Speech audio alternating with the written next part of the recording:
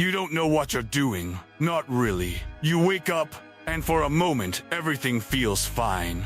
And then it hits you. That quiet, heavy feeling. That sense that something is wrong. That you are somewhere you don't recognize. Living a life that doesn't quite feel like yours. You look around and everyone seems to be moving. Everyone seems to have a plan, a purpose, a direction. And you're just here. Still.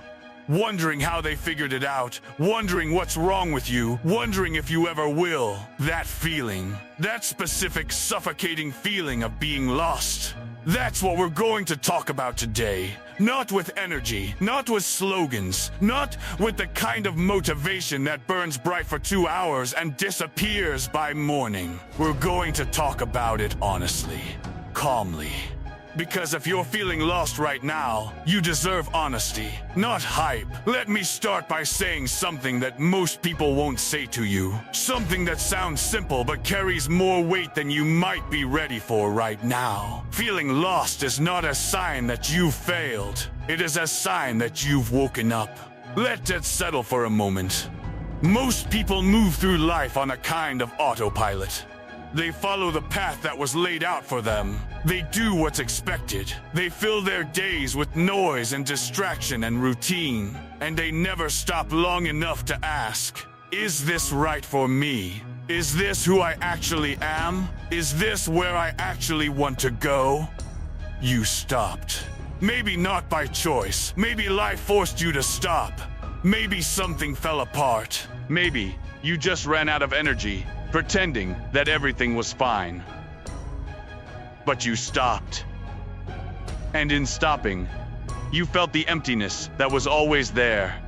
You became aware of it. And that awareness, as uncomfortable as it is the beginning of everything. Think about what it means to feel lost. Really, think about it. You feel it because somewhere inside you, there is a version of yourself that knows you are not where you're supposed to be. There is a part of you that has standards, that has expectations, that knows what a meaningful life feels like, even if you haven't lived it yet. The discomfort you feel is not weakness, it is contrast. It is your inner self measuring the distance between who you are and who you could be, and refusing to let you ignore it. The problem is what most people do with that feeling. They panic. They spiral. They open their phones and scroll until the feeling is numb. They compare themselves to people online who are showing their highlight reels, and they feel worse. They overthink. They make plans they never start. They wait. They wait for clarity. They wait for the right moment. They wait for motivation to appear like a light switching on. And they wait. And they wait. And the months pass, and nothing changes. And the feeling gets heavier. I understand that. I understand it completely. Because when you're lost, the mind becomes a very loud and very dangerous place. Every thought loops back into itself. You think about your past and you find regret. You think about your future and you find fear. You think about the present and it feels like standing in fog. You can't see far enough to move, so you don't move at all. And staying still feels like the safe option, but it is not safe. Staying still while life continues moving around you is one of the slowest and most painful ways to lose yourself even further. Here is what I want you to understand. Clarity does not come before action. It comes from action. This is the thing no one tells you, because it sounds backward. We believe we need to figure everything out first. We believe we need a clear destination before we start walking. But the map doesn't appear before the journey. It appears during it. Every step you take reveals a little more of the path. Every decision you make teaches you something about who you are and what you actually want. You will not think your way out of confusion. You will act your way out of it. This means starting. Not perfectly, not completely.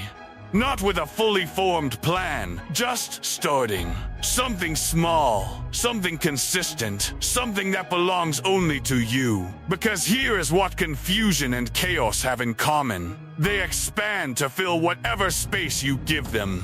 If you give your mind the entire day with no structure, no direction, no purpose, it will fill that time with anxiety, with comparison, with regret. The mind needs direction, not because you are weak, but because that is how human beings function. We are not built for endless open space. We are built for purpose, for movement, for growth. Discipline is not about being hard on yourself. It is not about punishment. It is about structure. It is about giving your mind and your body a framework to operate within. And that framework, even a simple imperfect one, creates something powerful. It creates momentum. Momentum is the quiet force that changes everything. Think about someone who wakes up every morning and does something. Not something dramatic, not something that changes the world. They exercise, they read, they work on a skill, they build towards something,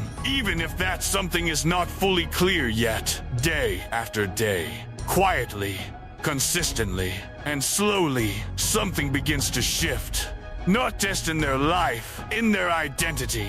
They start to see themselves as someone who shows up, someone who follows through, someone who is building. And that shift in identity is worth more than any single accomplishment. Because when you see yourself as someone who moves forward, moving forward becomes natural. It becomes who you are. Now contrast that with someone who waits. Someone who thinks about all the things they want to do and all the reasons they can't do them yet. Someone who spends Sunday night making plans and Monday morning breaking them. Someone who is always preparing to begin. That person is not lazy. That person is not weak. That person is afraid. Afraid of starting and failing. Afraid of trying and discovering they're not capable. Afraid that if they actually reach for something, they might miss. So they stay in the planning stage. And a planning stage is safe, but it is not progress. It is the most comfortable form of standing still. And you already know which person you want to be. That's why you're watching this. Let me talk to you about identity for a moment, because when you feel lost, it is often not just about direction. It is about not knowing who you are. Your values feel unclear. Your priorities feel shifting. You've changed, or life has changed, or something happened that dismantled the version of yourself you used to understand. And now, you're rebuilding. Whether you realize it or not, that is exactly what you're doing. You are rebuilding. And rebuilding is not comfortable. It is not linear. There are days where it feels like progress and days where it feels like collapse. Both are part of the process. Both are necessary. The collapse is not a sign that you are failing. It is often the moment right before you figure something important out. The question that matters most when you feel lost is not, why is this happening to me? That question keeps you in the past, focused on pain, looking for someone or something to blame. The question that moves you forward is, what do I do now? What is the next action I can take, no matter how small, that puts me in a slightly better position than I am in right now? That question requires ownership. And ownership is the most important concept in self-improvement. Ownership means accepting that while you may not have chosen everything that happened to you, you are responsible for what you do next. It means letting go of the story that the world is against you, or that circumstances are too difficult, or that other people had advantages you didn't. Maybe they did. Maybe life was harder for you. Maybe the cards were genuinely not in your favor. That may all be true, and it still doesn't change what your next move is, because the only person who can take that next move is you. This is not blame, this is power. Ownership is power. The moment you take full responsibility for your direction, you become someone who cannot be stopped by circumstance. Because you understand that you are the variable, not the situation, not the timing, not other people. You. And with that comes a responsibility. The responsibility to face discomfort honestly. Growth is not comfortable. Rebuilding is not comfortable. Choosing discipline when you feel like chaos is not comfortable. Facing the parts of yourself that you've been hiding from is not comfortable. But discomfort is not damage. Discomfort is information. It is the feeling of your boundaries being stretched, of your capacity increasing, of your old self making room for someone larger and more capable. You have to be willing to sit with that discomfort without immediately running from it, without immediately reaching for distraction. Just sitting with it, breathing through it, asking it what it's trying to tell you, and then moving anyway. There is a concept I want you to hold on to. Trust the process. Not blindly, not passively, but with the understanding that results come after effort, not before it. You will not see the outcome of today's discipline today. You may not see it this week or this month, but you will see it.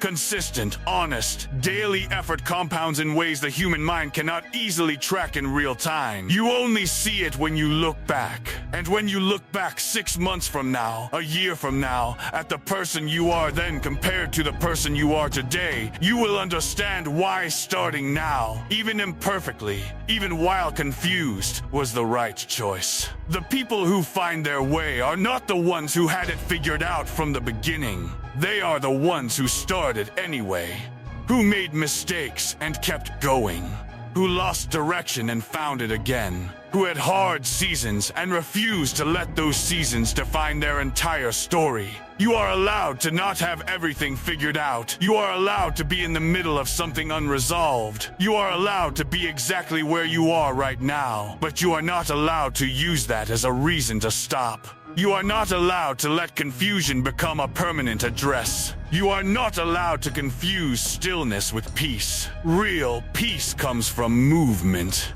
from knowing that you are working towards something, from feeling your own momentum, even when it's slow, even when it's messy, even when no one sees it yet. Build something, a skill, a habit, a small daily practice. Get up at the same time, move your body. Read something that challenges your thinking. Spend time in silence instead of noise. Reduce the things in your life that drain you and increase the things that build you. Not all at once, one at a time. Slowly, patiently, consistently. No one who has built something meaningful did it from a place of perfect clarity and ideal conditions. They did it from exactly where you are right now. Uncertain, imperfect, a little afraid, but moving. So move, not tomorrow, not when things settle, not when you feel ready, because the feeling of readiness very often follows the act of beginning. It does not come before it. Start small, stay consistent, take ownership, face discomfort, trust the process. And remember, above everything else, that feeling lost is not the end of your story. It may very well be the first honest page of it. You're not lost, you're finding your way. And that is enough to begin.